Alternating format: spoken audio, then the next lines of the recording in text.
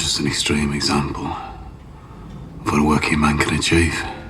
Most people watch Tommy Shelby and they see a gangster. I watch him and see a man who understood growth better than the most business owners. They watch him for his style, his confidence, and also his violence. But that's not the real story. The real story is that Tommy understands how growth works. He knows how to read people, how to create leverage, how to enter a market. The mindset of someone who never thinks small, someone who doesn't wait for permission, someone who sees opportunity where other people see chaos. And if you run a business, build a brand, sell something, or just want to understand how scale-minded people think, Tommy Shelby is actually a very interesting case study. Because again, forget the illegal side. Look at the brain. Look at how he moves, how he builds, how he makes decisions, how he turns reputation into power and power into business. That's what makes him different. He was not just dangerous, he was strategic. He didn't just want to win once, he wanted to build something bigger every time he won. And that's what we are breaking down in this video. Not Tommy Shelby the gangster, but Tommy Shelby the operator, the builder, the man who understood growth, leverage, and scale better than most people ever will. So, Tommy Shelby is the main character of Peaky Blinders. He starts as a small bookmaker in Birmingham, running street-level betting and trying to grow the family business. But he never thinks like someone who wants to stay small. Very early on, you can see that his goal is much bigger than making money from bets. He wants power, he wants position. He wants to build something that keeps growing. And that's exactly what he does throughout the show. He goes from local bookmaker to businessman, operator, political player, and someone who keeps turning every big win into a bigger one. The difference with Thomas is very simple. He never thought like a man, just trying to get through the day. He thought like a man trying to get bigger. That's what made him different. He didn't just handle chaos, he used it. He could take a bad situation, a small opportunity, a random moment, and turn it into something bigger. So every move had a reason, and every win had to lead somewhere. He was always thinking past the moment, past the deal, past the fight. He was always asking the bigger question, like how do I use this to get into a better position? That's how skill-minded people think. Not just how do I fix this, but how do I use this? One of the first times you really see Tommy's brain is that horse scene in the episode 1. He takes the horse into the street and lets the famous witch woman do the fake blessing over it. People are watching the whole thing, and this is exactly why he does it. Tommy knows nothing actually changed. It is still the same horse. But now people look at it differently. Now it feels lucky, it feels special, and it feels like a horse worth betting on.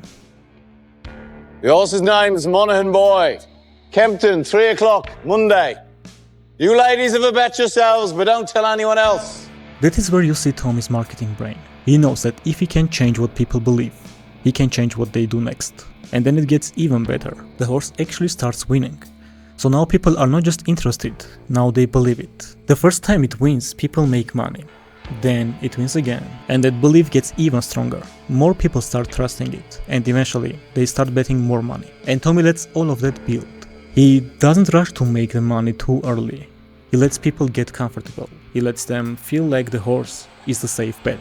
Then, when the bets are bigger and everyone feels sure, the horse finally loses.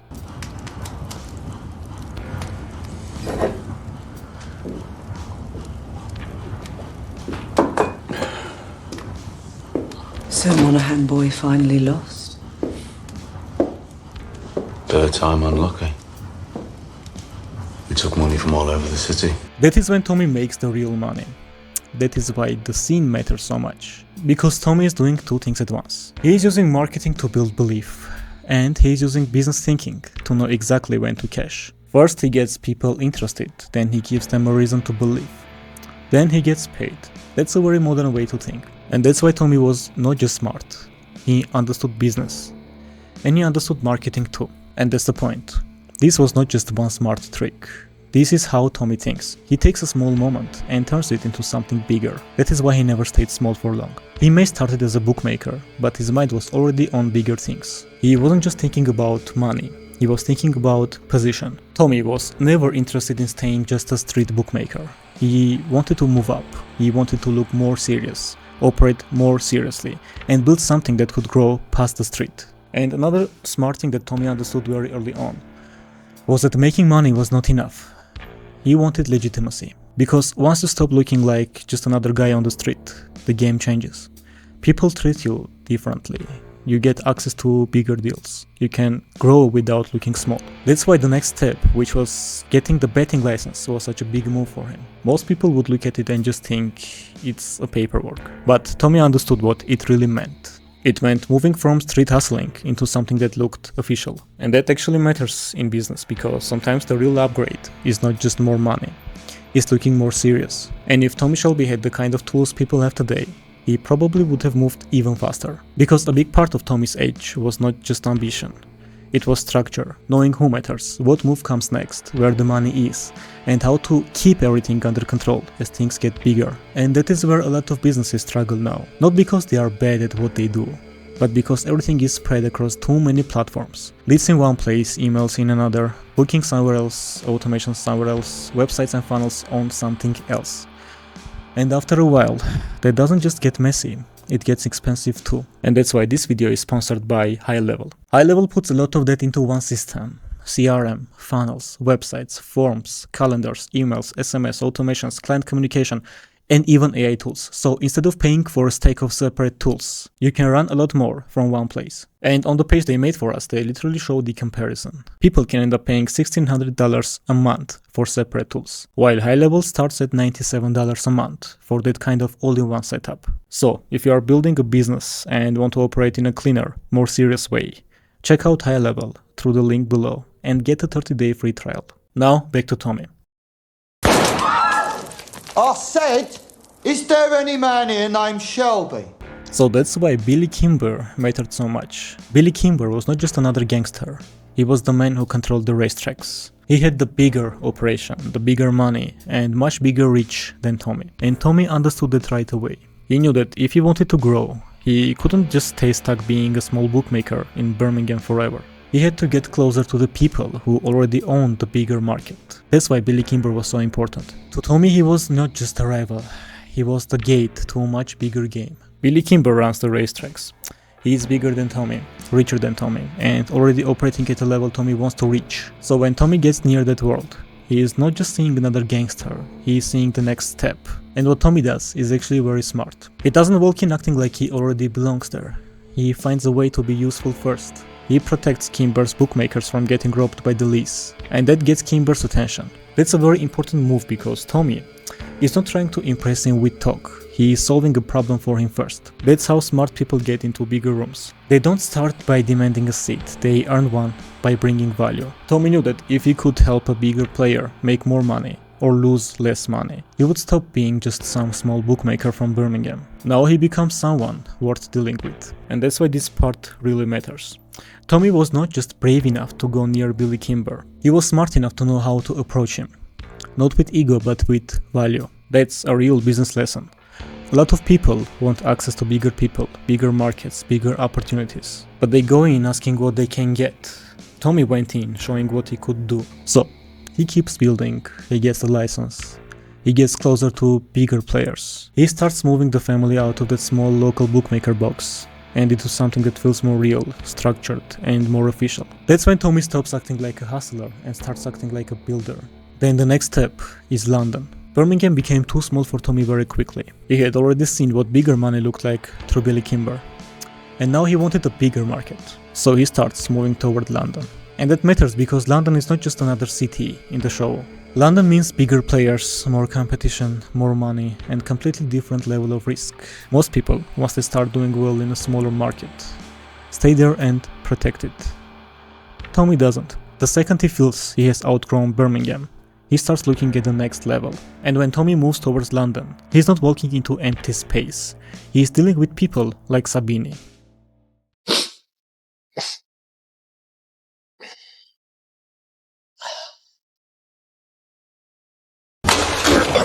Why would you want me to say that out loud? Is there somebody listening? All right, I'll say it. We'll kill the Hancocks, get and send a message. Good. And then you deal with Tommy fucking Shelby. And Sabini is important because he already owns that world. He controls the racetracks, the streets around them, and the power in that market. So London is already taken. So when Tommy goes there, he is not just expanding. He is stepping into someone else's territory. and basically saying, I want a piece of this too. And Shelby makes it very clear. He doesn't welcome Tommy. He tries to crush him early. There is that brutal attack at the Eden Club, where Tommy gets beaten badly, and that moment matters because it shows what happens when you move up too fast into a market that already has a king. But Tommy still doesn't back off, and that's the interesting part. A lot of people get one serious hit in a bigger market and run back to where they came from. But Tommy takes the hit, understands what kind of game London really is, and stays in it. That tells a lot about how he thinks. He doesn't enter bigger market expecting them to be easy.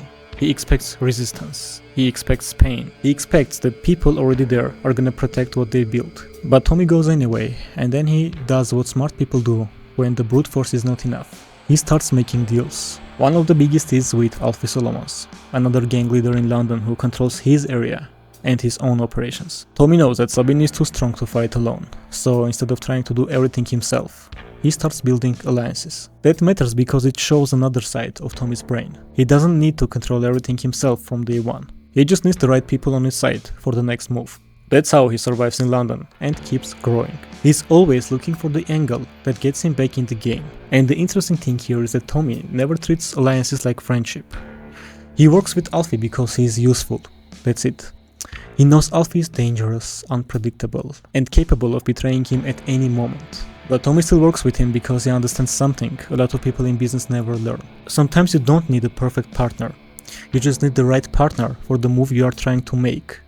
That's how Tommy keeps growing. He doesn't sit around waiting for safe people, loyal people, or ideal moments. He uses what is available, gets what he needs from it, and keeps moving. One of the best examples of that is that how Tommy keeps changing his image as he gets bigger. At the start he is just a bookmaker from Birmingham. Then slowly he becomes someone who can sit with gang leaders, then businessmen, then rich people, and then eventually politicians. And none of that happens by accident. Tommy understands that every new level needs a new version of you. That's why he starts caring more about how he looks, how he speaks, where he goes, who he sits with, and how the Shelby name is seen. He knows that if he wants to keep moving up, he cannot look like he still belongs only in the street. So while everyone else is focused on making money, Tommy is also building image. And that's smart because image lets him enter rooms that money alone would not. And you really see that later when Tommy moves into politics. At that point he is not just building a business anymore. He is building protection around the business. Because politics gives him something money alone cannot give him. It gives more access, more cover, and more power. And that's such a smart move because a lot of people think growth is just making more money. But Tommy understood that real growth is also about becoming harder to touch. And that's when you really see how far Tommy has come. He starts sitting with more and more serious people. Not just gang leaders anymore. Not just bookmakers. Now he's around politicians, powerful businessmen, and even people like Winston Churchill. You prefer Irish to Scotch? Yes, Mr. Churchill. That also matters because it shows how far he managed to move himself. He started in the street, taking bets in Birmingham. Now he's in the rooms with people who shaped the country. And Tommy understood the value of that. Because once you get close to people like that, you are not just growing a business anymore. You are building influence. You are putting yourself in positions where information is better, protection is stronger, and the opportunities get bigger. He starts using the clean image, the political position, and those serious connections the same way he used everything else before, as tools. The gang world gave him fear, business gave him money, and politics gave him cover. Now, when someone wants to touch him, it's not as simple as before, and that was very huge shift. And another thing Tommy was good at was time. He never liked sitting still. He never wasted a bad period. There is a very good example of that when things get very dangerous with the Italian mafia. By that point, Tommy is dealing with Luca Changreta, and the whole situation becomes much more serious. This is not just some local street trouble anymore.